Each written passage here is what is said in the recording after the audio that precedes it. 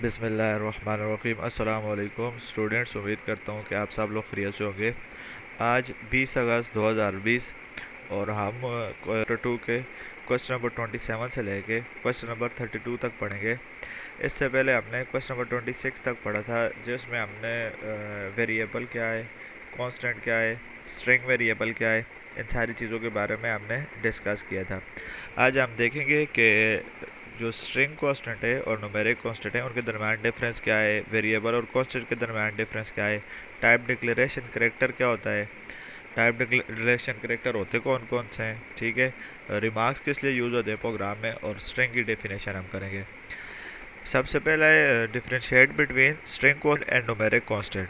हमने डिफरेंस बताना है स्ट्रिंग कांस्टेंट का और न्यूमेरिक कांस्टेंट का कि इन दोनों के दरम्यान क्या डिफरेंस है। तो the difference between string constant and numeric constant is that string constant is written in double quotation but the numeric constant is written without quotation mark. ठीक है, जिस तरह से लास्ट टाइम मैंने आपको बताया था कि कोई भी स्ट्रिंग कांस्टेंट होता है, जिस तरह से आपने एक देखा थी एग्जांपल पाकिस्तान वाली, तो उसको हम डबल कोटेशन में लिखते हैं। ठीक है, जबकि न्यूमेरिक कांस्टेंट मतलब कि एक्स इक्वल टू 10 वो हम डबल कोटेशन में नहीं लिखते। ठीक है, वो हम डायरेक्ट लिखते हैं। तो इसी वो करेक्टर स्टोर करता है।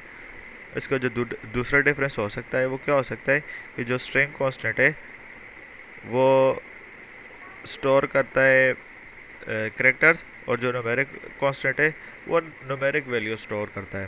ठीक है, क्वेश्चन नंबर 28 है differentiate between variable and constant. Constant और वेरिएबल के दरम्यान क्या डिफरेंस है। तो लास्ट टाइम हमने पढ़ा था a quantity whose value can be changed during program execution. ठीक है, ऐसी क्वांटिटी जिसको आप चेंज कर सकते हो, जिसकी वैल्यू चेंज हो सके प्रोग्राम एग्जीक्यूशन के दौरान। ठीक है, तो उसको आप क्या बोलते हो, वेरिएबल बोलते हो, मुतगैर। ठीक है, जिसमें तब्दीली आ सके। जिस तरह से हम फॉर एग्जांपल ए को वैल्यू देते हैं ए इक्वल टू 10, और फिर हम नेक्स्ट लिख देते हैं ए इक्वल टू ए प्लस 2, मतलब कि 10 प्लस 2, तो ए के अंदर क्या वैल्यू हो जाएगी, 12 हो जाएगी। ठीक है, तो प्रोग्राम एग्जीक्यूशन के दौरान ही हम वेरिएबल की वैल्यू क्या कर सकते हैं, चेंज कर सकते हैं। और इस तरह से कांस्टेंट है a quantity whose value can not be change during program execution is called constant है। ऐसी क्वांटिटी जिसकी वैल्यू प्रोग्राम एग्जीक्यूशन के दौरान चेंज ना हो सके उसको आप क्या बोलते हैं, कांस्टेंट बोलते हैं। ठीक है, जिस तरह से जितने भी नंबर्स हैं वो सारी नंबर्स जो है ना कांस्टेंट है, उनकी वैल्यूज़ चेंज नहीं हो सकती। अगर आपने 10 लिखा है तो वो 10 नहीं रहेगा आखिर तक, अगर आपने 20 लिखा है तो वो 20 ही रहेगा। सही है, उसके बाद है question number 29, how do type declaration characters क्या है। The type declaration characters are different symbols, ये मुख्तलिफ सिंबल्स हैं यूज्ड विद वेरिएबल नेम्स, जो वेरिएबल नेम के साथ हम यूज़ करते हैं to indicate the type of variable, जिससे हम ये बताते हैं कि वो किस टाइप का वेरिएबल है। ठीक है, मतलब कि वेरिएबल नेम के साथ अगर हम परसेंटेज का साइन यूज़ करेंगे तो उससे हमें पता चलेगा ये इंटीजर मतलब कि न्यूमेरिक वेरिएबल है। ठीक है, इस तरह से अगर वेरिएबल नेम के साथ हम डॉलर साइन यूज़ करेंगे तो उससे हमें पता चलेगा कि ये स्ट्रिंग वेरिएबल है और इसके अंदर स्ट्रिंग वैल्यू स्टोर हो सकती हैं। ठीक है, तो टाइप डिक्लेरेशन जो है वो क्या है, सिंबल्स हैं, डिफरेंट सिंबल्स हैं, परसेंटेज का है, एक्सक्लेमेशन मार्क है, डॉलर साइन है। ठीक है, जो कि यह इंडिकेट करते हैं कि ये वेरिएबल कौन सा है। उसके बाद है question number 30, right two names of type declaration characters. हमने दो नेम बताने जो कि टाइप डिक्लेरेशन करेक्टर्स हैं जो यूज़ होते हैं वेरिएबल को, किसी भी वेरिएबल को इंडिकेट करने के लिए कि वो किस टाइप का वेरिएबल है। तो two names of type declaration include ये परसेंटेज साइन, जो मैंने अभी बताया था कि ये इंटीजर के लिए यूज़ होता है, एंड इसके एक्सक्लेमेशन साइन भी आप यूज़ कर सकते हो, डॉलर साइन भी आप लिख सकते हो। ठीक है, वो आपकी मर्ज़ी है, जो आपको पता होंगे टाइप डिक्लेरेशन करेक्टर वो आप लिख सकते हो जो है ना इस आंसर के अंदर। और दूसरा उन्होंने क्या लिखा है, एक्सक्लेमेशन साइन, तो the percentage sign indicates integer variable. जो परसेंटेज साइन है वो किसको इंडिकेट करता है कि ये कौन सा वेरिएबल होगा, इंटीजर वेरिएबल होगा। इस तरह से जो एक्सक्लेमेशन साइन है वो इंडिकेट करता है सिंगल प्रिसीजन, ये सिंगल प्रिसीजन इंटीजर और डबल प्रिसीजन इंटीजर। ठीक है, ये सारे आप इंशाल्लाह डिटेल में पढ़ेंगे। जो एक्सक्लेमेशन साइन है वो इंडिकेट करता है कि ये कौन सा है, सिंगल प्रिसीजन वेरिएबल है। उसके बाद है question number 31, why should we use remarks in a program. ठीक है, अब किसी भी चीज़ के बारे में रिमार्क्स देना मतलब उसकी चीज़ के बारे में आपने अपनी राय दी है। ठीक है, जिस तरह से मैं आपका टेस्ट चेक करूं और उसके ऊपर जो है ना मैं कुछ रिमार्क्स लिख दूं। इस तरह से रिमार्क्स क्या हैं? रिमार्क्स आर द वर्ड्स और sentences that explain the purpose of code. अब कोडिंग के अंदर रिमार्क्स और सेंटेंसेस जो हैं वो क्या बताते हैं कि ये कोड किस पर्पस के लिए यूज़ हो रहा है। ठीक है, it helps in debugging and modifying program later. ठीक है, रिमार्क्स की मदद से आप प्रोग्राम को बाद में डिबग और मॉडिफाई कर सकते हो, उसके अंदर ये मदद करते हैं।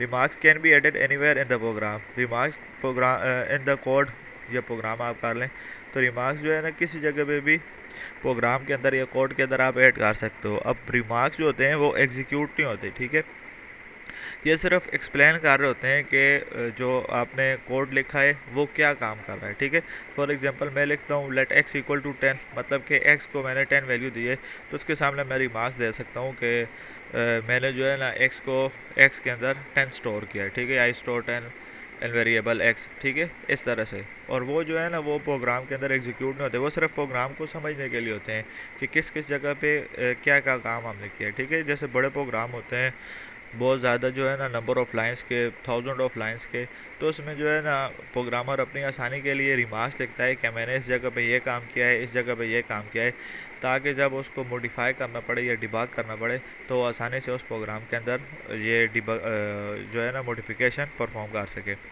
उसके बाद क्वेश्चन नंबर 32 है डिफाइन स्ट्रिंग। स्ट्रिंग क्या है?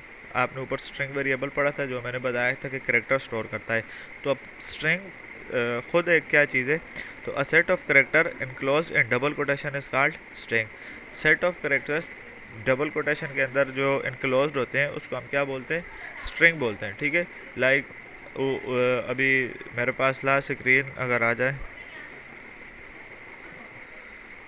ये जिस तरह से अभी ये जो है पाकिस्तान जो है डबल कोटेशन के अंदर जो है ना इनक्लोज्ड है, तो इसको हम क्या बोलेंगे? ये एक स्ट्रिंग है। ठीक है, इस तरह से डबल कोटेशन के अंदर आप कुछ भी अपना होम एड्रेस अगर जो है ना स्टोर कर दो तो वो एक स्ट्रिंग होगी।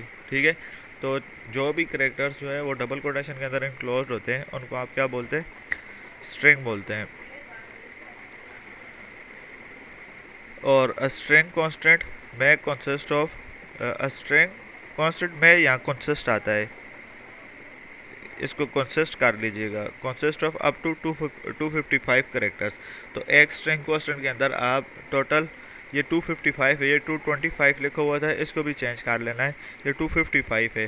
तो अ स्ट्रिंग कांस्टेंट में consist of up to 255 characters. ठीक है, कि एक स्ट्रिंग कांस्टेंट के अंदर आप ज़्यादा से ज़्यादा 255 करेक्टर्स जो है ना वो स्टोर कर सकते हैं। ठीक है, तो आज के लिए आपके लिए क्वेश्चन नंबर 27 से क्वेश्चन नंबर 32 तक है। इन क्वेश्चंस को आपने याद करना है और इनको जो है ना आपने समझने की कोशिश करनी है। कल इंशाल्लाह से हम इसी चैप्टर के नेक्स्ट क्वेश्चन देखेंगे। तब तक के लिए अपना ख्याल रखिएगा। अल्लाह हाफिज़।